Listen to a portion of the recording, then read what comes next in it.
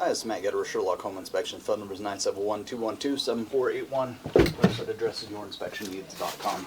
Today's date is Wednesday, January 31st, 2024. The address we're inspecting today is 1125 Ruth Avenue, Vernonia, Oregon, 97064. We are about to perform a video inspection of the property's main sewer line through the front yard exterior cleanout. The equipment being used today is the Rigid Sea Snake. This is one of the best sewer cameras on the market today. Before we begin this video inspection, it's being noted that some of these sewer pipes made out of clay, concrete, cast iron, asbestos, and Lynchburg may be in good working order and may never have had a clogged sewer backup before. However, due to real estate transactions, attorneys, and lawsuits, Sherlock Home Inspection must recommend the following to meet the current codes. All sewer pipes should be watertight, made of cast iron ABS 3034 or HDPE pipe with all appropriate fittings and couplers. All sewer pipes should be free from breaks, offsets, separations, tree roots, bellies, and party sewers. Sherlock Home Inspection recommends replacing any sewer pipe that does not meet these specifications. Here we go. We are in 3-inch ABS plastic drain piping. We are running some water from the kitchen sink to ensure that our pipe is watertight and is going to remain watertight throughout the inspection.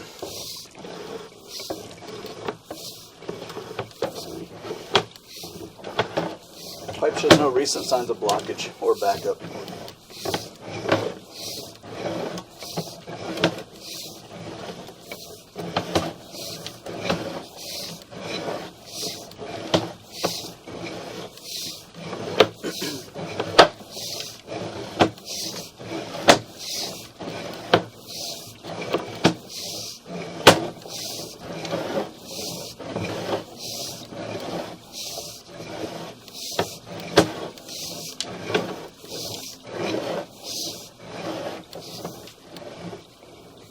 A little bit of marginal pitch through here, a little bit flatter than all of the other areas anyway.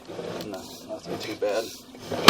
And then we picked back up again here so you can see the speed difference. Everything is moving through real fast again. So that one corner has a little bit of a slowdown. Here's the clean out. This is in the front yard. And it's missing a clean out cap, so I would recommend putting a proper, it just screws right on, but going to the plumbing store and get a sewer clean out cap and put a cap on there to prevent rocks and debris and stuff from going down in there and clogging up the sewer pipe.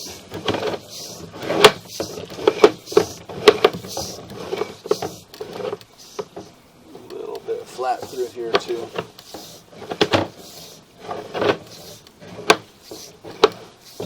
So once we reach the lateral, we'll turn off the water, drain everything out, and see how this area reacts. You definitely see the difference here with the amount of debris and buildup and stuff on the sides of the pipe. That water goes slower through those areas, so there's more of a chance for the debris to kind of build up, become like a plaque on the inside of the sewer pipe vein. So again, camera head goes underwater for a bit here. And then we pop out of it as we take this corner. So once we reach the lateral, I'm going to turn off all the water, drain everything out of the pipe, and look at that area again in return. I want to see the goal is that we turn off water from the kitchen sink, wait a little bit, drain everything out, and everything just goes ahead and drains right on out of there. Here is going to be our lateral. So this is the large lateral pipe running through the middle of the road out there. This is the pipe that the homes in the neighborhood, at least the homes on this street, are tying into.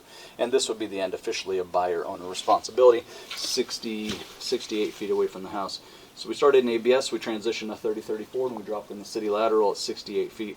I'm going to run a test on the sewer pipe right now. So I'm going to turn off the microphone and the water, drain everything out of the pipe, and I want to evaluate those areas that were kind of marginal pitch, kind of flat.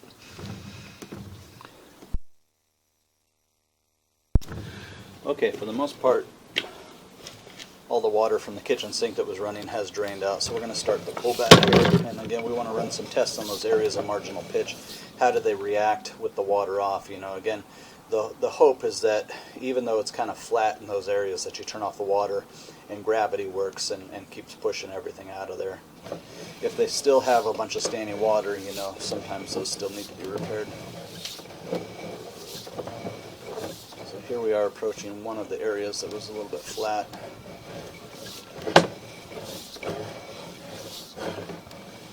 You can see there's a little bit of residual stuff, but the camera head isn't submerged.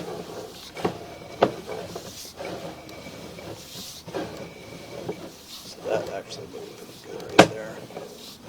There was another area where there was some standing water. You can see there's some residual stuff that kind of hangs around. Yeah,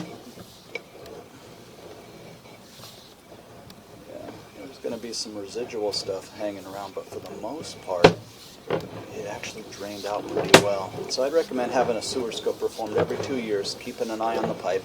And of course, if the pipe ever shifts anymore, if it ever flattens anymore or sags anymore, then of course some repairs could be required in the future. As of right now, I think, even though there was some standing water when we were running the water from the kitchen sink, it seems like things have improved pretty well. Still a little bit of marginal or residual stuff, but you turn off the water and the drain pipe still for the most part was draining, which obviously is the goal there.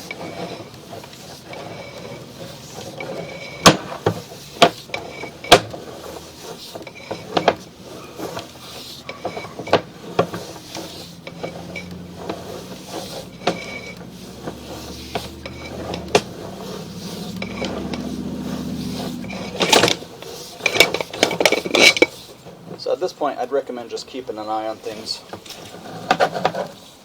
and then of course repair or replace as needed. There was some standing water, so I would recommend monitoring. Have a sewer scope every couple of years, and then of course repair or replace as needed. But as of right now, when the water was turned off, it did improve enough to where there wasn't water completely submerging the camera head. So at this point, it's probably more of a thing to keep an eye on and then repair if it gets any worse.